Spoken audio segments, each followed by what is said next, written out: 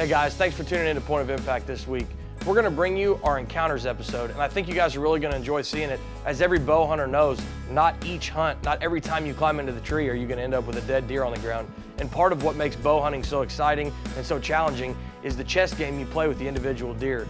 And we're going to show you on this episode some unsuccessful hunts where we went for a deer, we saw that deer, and for whatever reason, a vast array of circumstances, we weren't able to get it done. But I think what we're most excited to show you is the deer that we had chances to take and chose not to wait until they mature and turn into what they're going to turn into next year. And for us, it's been hard, really hard, to not pull the trigger on some of those bucks because we were hit so hard in 2012 with EHD. We're finally getting to where our population is trending back in the right direction.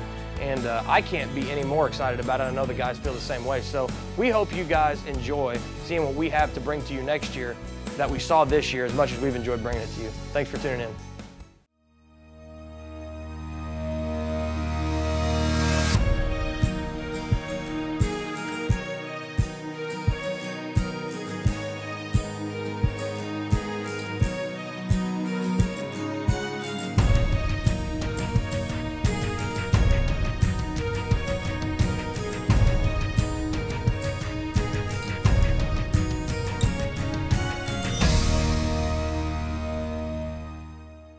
Point of Impact is brought to you by Under Armour. Go where you don't belong. Rage, the revolutionary rear-deploying expandable broadhead. Advanced takedown tree stands.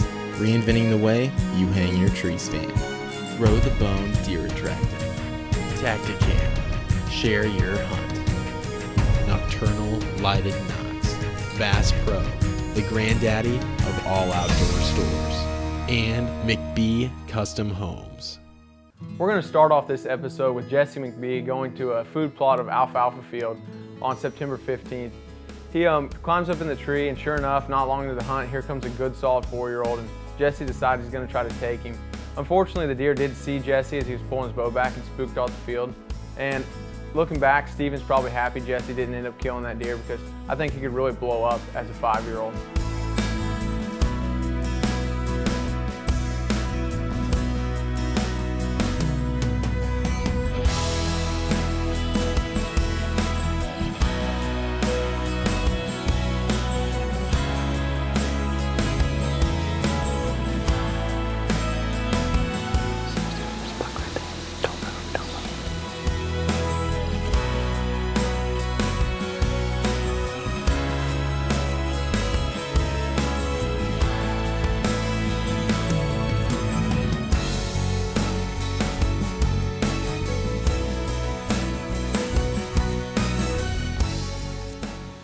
Had a super nice 8-point. It's probably 130-inch class 8-point with that buck within 20 yards of our stand. You know, it ended up spooking and seeing us, but we're gonna figure something out. We gotta make room for the camera and the boat, but you know, it's just tough because they always see us. But it's been a pretty good day so far. You know, we've seen a ton of deer. It's been a great day. Hoping for the same results tomorrow. Looking back on it, even though it would have been awesome for Jesse to have shot that buck the first day we went out, I think it was a good thing that deer lived. Going into next season, we're going to have a great buck to chase over there, a great 5-year-old, and give him the proper nutrition, I really think he's going to blow up. A couple days later, Sierra and I went out to a redneck blind overlooking another alfalfa food plot, and we had another great 3-year-old come in. This deer has all sorts of superstar potential. He's already a 13 or 14 pointer, just kickers and stickers everywhere. And then after camera light, he even came in to 10 yards, and Sierra was really wanting to shoot him. I just kept telling her, just think about what this deer could be like next year. All right, we got a southeast wind today, so we're gonna try this redneck blind we got set up over an alfalfa field next to a bedding area. Been a lot of does work in this area, so hopefully we can get one today. Well, we're all set up in our redneck now. Hopefully we get a few mature does come out and feed on it like they have been regularly. We only hunt this on the southeast wind, and that's what we have tonight, so we'll see how it goes. Our boots are too loud to wear up here, so we left them out on the stairs.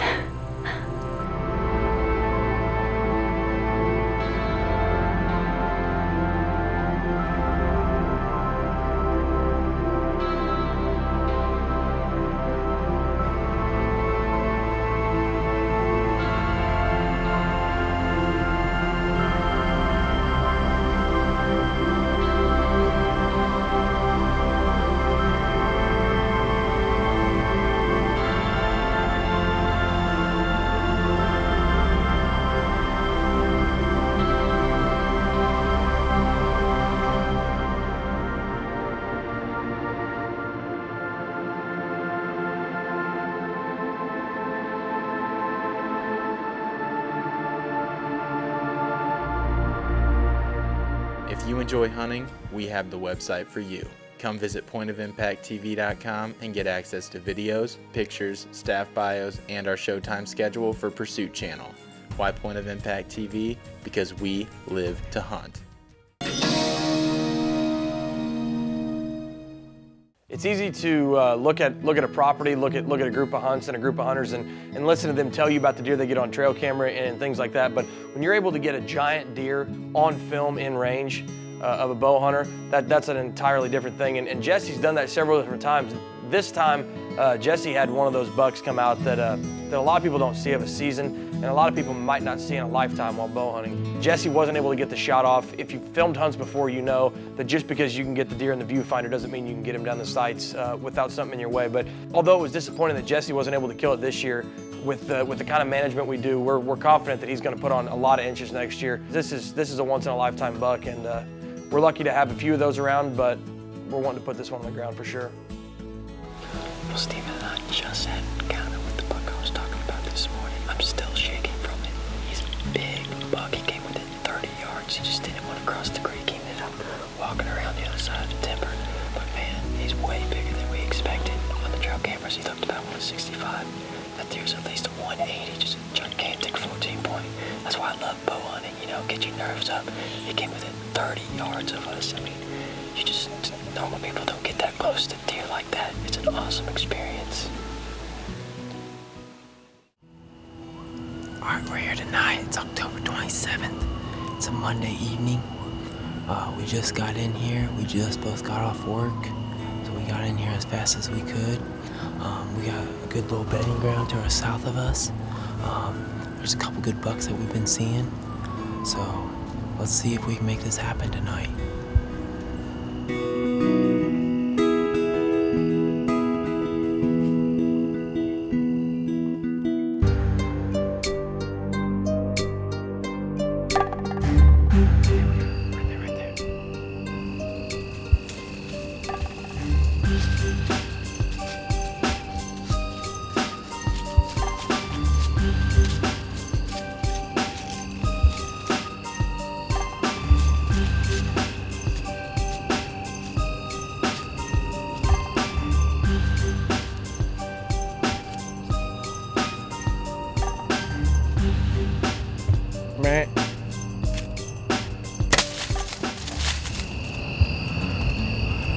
As you can see there, we just see a ton of deer come up through here. We grind that buck right over here, like 5 yards away. And we walk right behind us. And as you can see, I thought I had cleared lane, and I split that tree right in half. My arrow's stuck in the tree right now.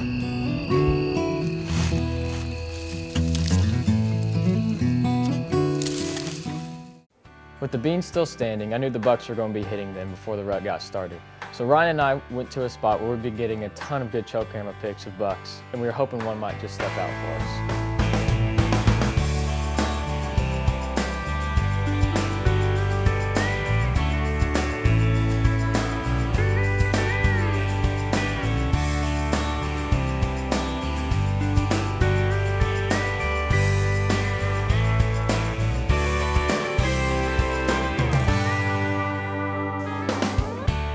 Ryan and I had an encounter with a pretty good buck. Definitely not a shooter, but it's always fun to see a decent buck feed right next to one of our blinds.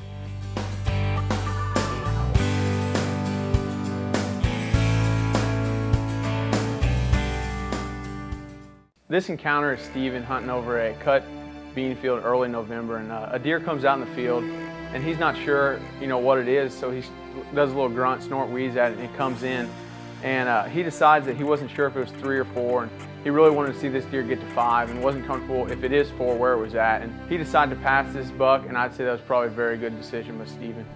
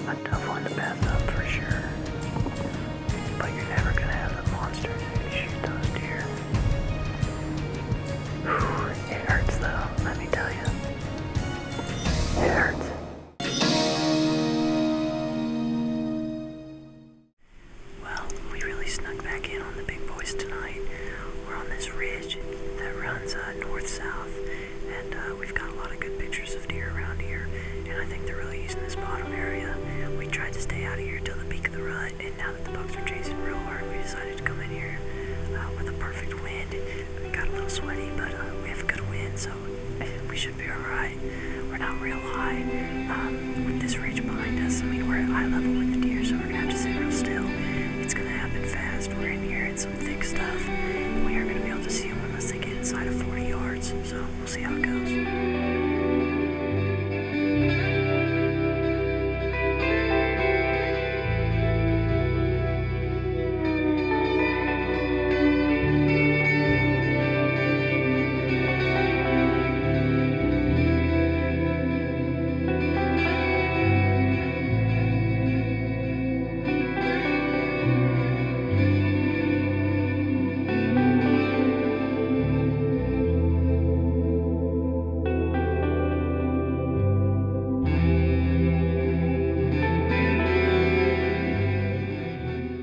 Here I am again talking about Jesse McBee and his deer encounters. Jesse's out with all these deer encounters, seeing these deer, getting to witness it firsthand, and they tell me to talk about it in the studio. So basically on this hunt, what happened was the guys were out and they didn't kill or see a mature buck that was one of our target bucks, but what they did see was something that was even a little more rare in a lot of deer hunters' eyes, and that is getting to watch a big group of bucks, and I'd say a big group, but several different bucks, do things that you hear about and you know happen, but not everybody every season gets to see deer really going at it, proving dominance, fighting young bucks, trying to establish their order in the herd. If you're not gonna kill a mature buck, it's pretty awesome as a second place prize to have a bunch of young ones going at it and showing you what you got coming up. Good evening, y'all. Hunting over a little Beanfield food plot.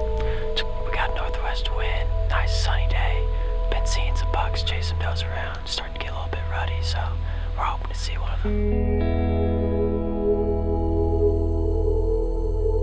Does are in the field. It's a good sign. Hopefully we'll see a big buck.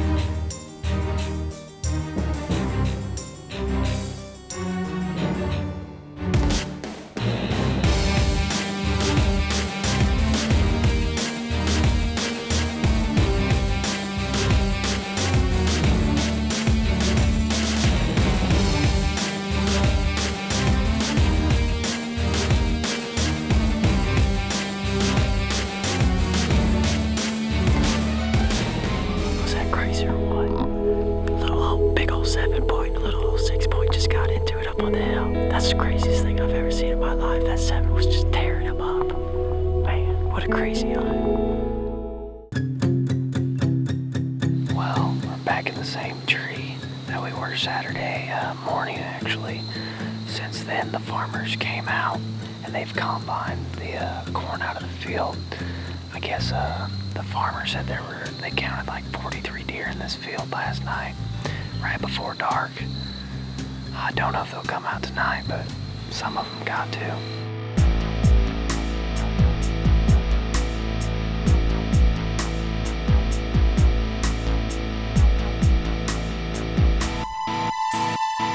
To finish out this episode, we're going to show you a very special deer, probably one that means more to us than any deer we've had here in the past couple years, ever since EHD hit. And it's a deer we followed since he was 2.5 years old. At the time, he was just about 125-inch 8-point, and then the next year, Tyler Node was actually able to video him at 20 yards away, and he passed him up. And at the time he was kicking himself, he was wondering, man, should I have shot this great deer? I mean, it was 135, 140-inch 9-point, just a great buck, and would have been an awesome video. But he elected to pass on this deer, and he made the right call on it. The next year, this deer blew up into an awesome 4-year-old. He's 165, 170-inch deer, and we've seen him so much throughout the season. You're lucky enough to see a mature deer once or twice throughout the course of an entire season, and we've seen this buck 6 or 7 times.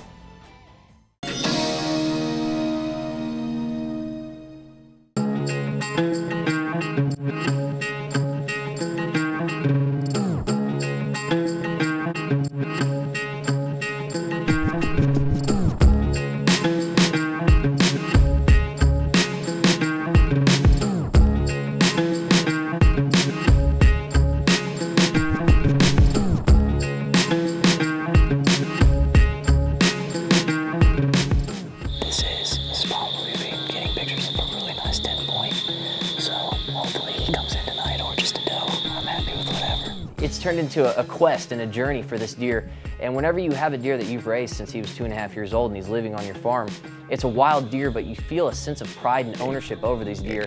And so we're really excited to see what he turns into as a 5-year-old. We have no idea what he could blossom into. I mean, he could potentially be a 185, 190 inch typical 10. So close. That's that buck we came in here for.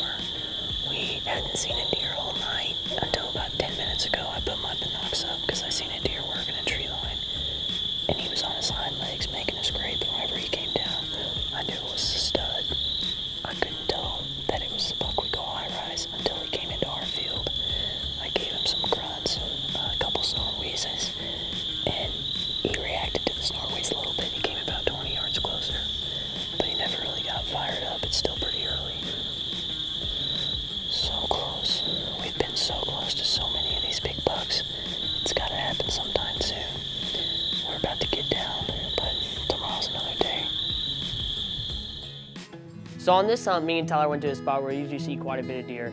And it was a pretty cool hunt because a buck that we call High Rise stepped out. He's about 165 inch 10. He stayed out there about 250 yards on my crossbow. Still, he never came into range, but it was still really cool seeing him. Well, we just got to the spot, just got out of the truck. We're going to a place where we've been seeing a real good buck lately. We just seen him the other morning when we got out here. We were glassing around, kind of scouting, and we seen him. He's a real big 10-point, real massive and real tall, so he's been hitting this spot a lot, so I think we have a good chance to get him tonight. Let's go see what we can get.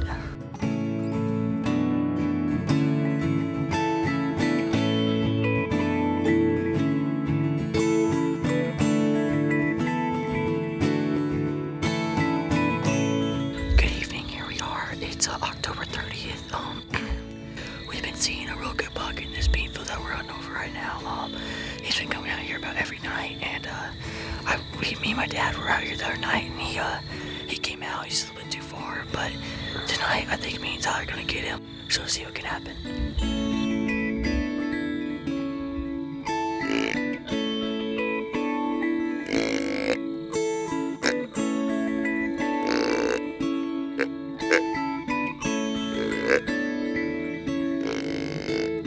Tyler, right there, right there, right there.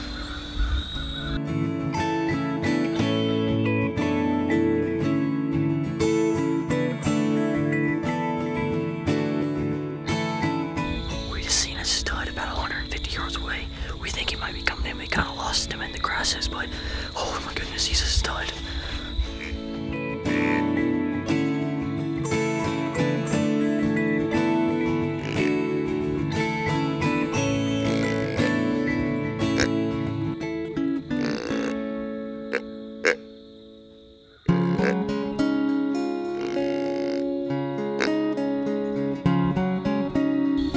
Holy cow, was that crazy? There for a minute, it was just one buck after another. We did a grunty sequence. All of a sudden, we see a little buck coming straight in front of us. Tyler looks out in the field, and there is a straight pig of a deer out there, probably 170 inches of just straight 10-point freaking monster. Well, we look back at the film, and that 10-point that we just seen, the 170, he's a buck that we call High Rise. We had it on trail cameras all summer long, did our summer scouting on him. He's a buck that I really liked, and I was actually gonna hunt after this year. He kind of disappeared for a while. I haven't got him on trail camera at all. And that's the first time we've seen him. And youth season this weekend, which I'm still a youth. And I tell you what, me and Tyler are gonna be back in the stand, hunting him hard with a rifle. Good morning, here we are. It's the opening of the day for gun season in Missouri. It's a cold one today. The deer should be moving, so let's see what can happen.